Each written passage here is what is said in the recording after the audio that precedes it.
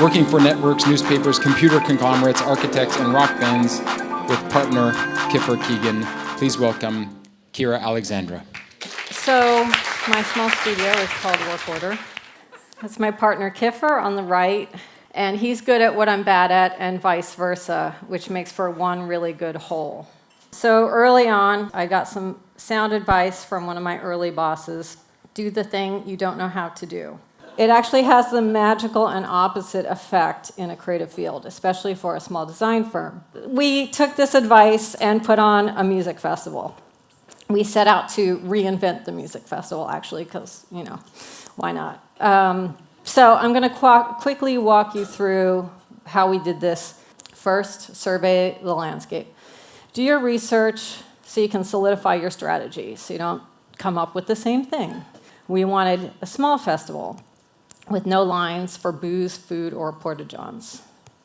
This is Bonnaroo's lineup. It's dense and foreboding. It doesn't really have a sense of, logic to it. It's just dense.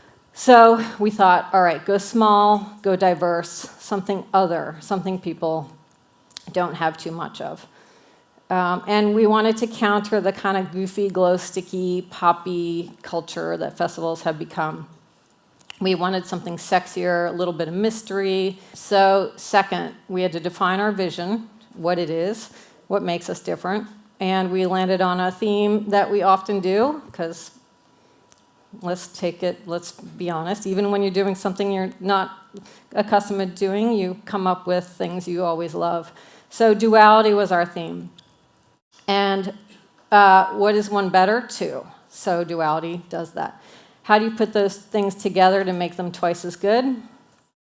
You book musicians who are visual and visual artists who are musical. Third on the list was picking a location. We picked Houston. A lot of people asked, why Houston? And there were three things we knew about Houston. It's the fourth largest city in the US. It's the most diverse city in the US. And it's blazing hot in summer, but it's perfect in winter. And there aren't a lot of festivals in winter, so we said winter in Houston.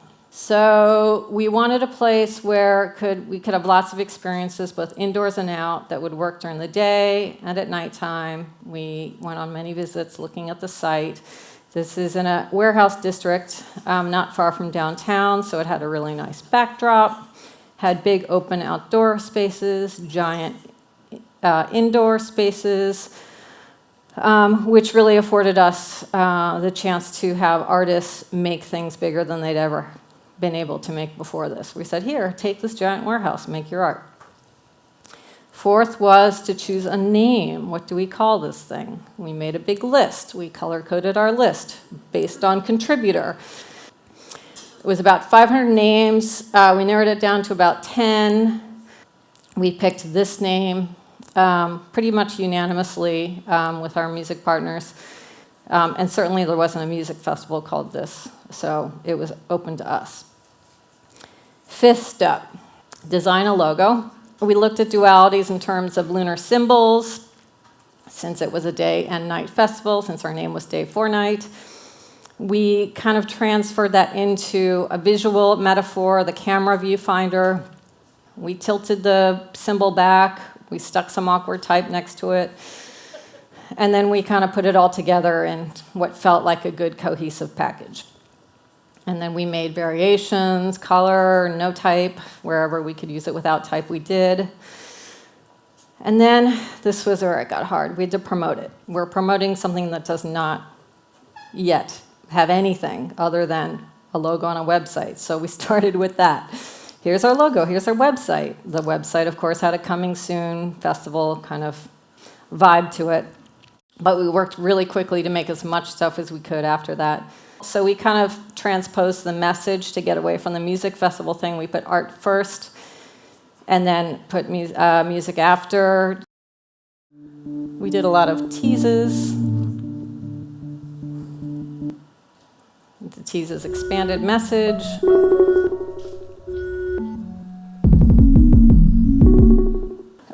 We made wild postings. We made t-shirts, we made coasters, as much as we could do.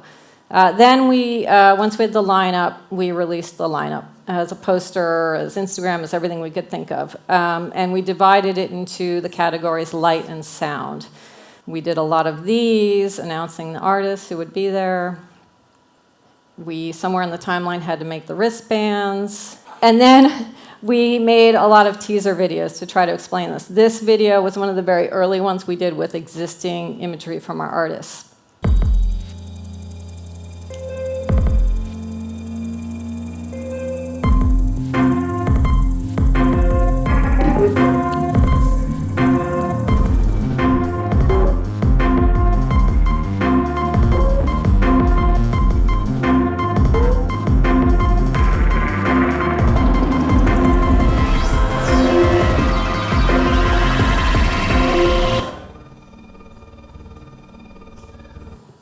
Seven, the setup. This is our main stage getting built. Starting to get real when you see the actual band's equipment arrive. Our screens going up on the main stage. Here is sort of the layout. So now it's becoming real. Now we're really in for it. And this badass chick making the screens semicircular, the smooth, because this was the only way we could figure out how to do it. It worked out pretty well from a distance. And then we started inviting people to sound checks, and then we went live. So our day started on Saturday noon with, our duality mission here was a lot of bands who are either gender unidentified or redefined. So this is Shamir, this is Jonte Monang, who I kept running into in the bathroom. We were bathroom friends. This is Amanda Lepore. So also I recommend put your logo really big behind the famous people. That's good promotion. Coco, Rosie were super visual in their outfits. Put your hashtag behind your artist too. Then we started moving into the night crowd, which brought all of our outdoor installations to life. This is Zach Lieberman's. He did an interactive light table. Very much like the overhead projector from school, but the video response to it. Then our branding, we had these giant screens to play with. So this is our warehouse stage. So you get it kind of, in the foreground and background. Here it is on the semicircles. Here it is on our sort of our tertiary little stage. And here it is layered throughout the landscape of the main stage. And this is our house favorite band, Work Order's Band of Choice Battles. We said, hey, we'll do this festival if we can bring them in. And Philip Glass, if you want to really mix it up. So we had them in the warehouse space, which made me understand Philip Glass in a whole new way. I was like, oh, a warehouse. This makes sense.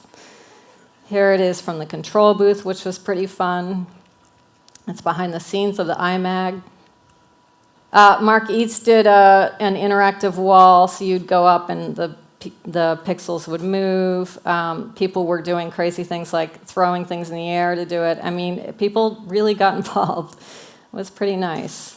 And this was our largest installation and the artist's largest installation to date. It's a duo from Paris called Nonotac. So it's entirely strobes and scaffold. And audio and speakers, obviously. Super simple, highly effective. And then finally, at the end, exhausted and delirious, I found these super young kids who were waiting in the parking lot. When they had our signage as souvenirs, it was sort of great. We should make these for people to take home with them. And then to sum it all up, we just today released the wrap-up video, which I'll show you.